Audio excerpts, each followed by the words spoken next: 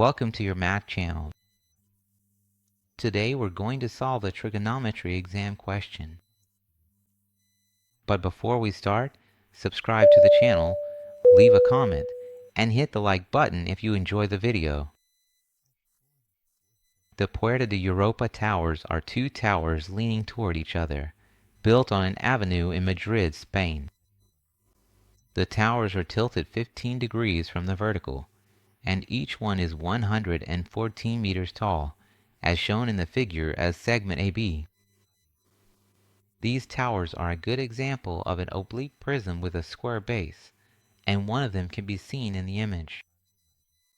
Using 0.26 as the approximate value for the tangent of 15 degrees and rounding operations to 2 decimal places, we find that the base area of this building occupies on the avenue a space of less than 100 square meters, between 100 and 300 square meters, between 300 and 500 square meters, between 500 and 700 square meters, or greater than 700 square meters? Let's solve it. Well, the height of the building is the adjacent side to the angle, which is here the 15-degree angle. The opposite side, we don't know its value, so we can call it x. So let's apply the tangent of 15 here. The tangent of 15 degrees is equal to the opposite side over the adjacent side. Let's substitute.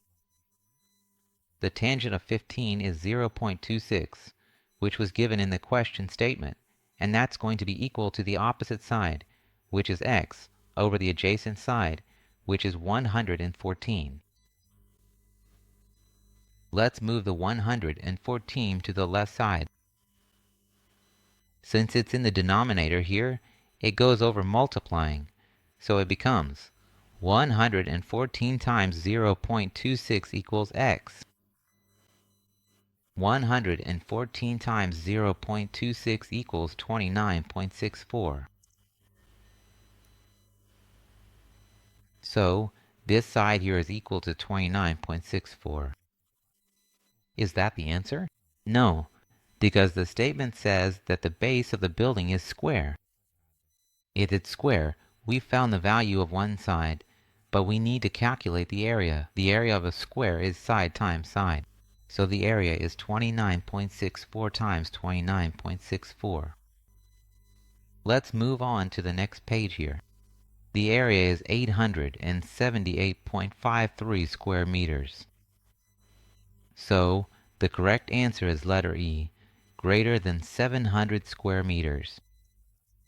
We found the answer here by applying the tangent of 15, and after finding the value of the side, we use the formula for the area of a square. Subscribe to the channel and leave a like. Thank you very much for watching, and see you in the next video.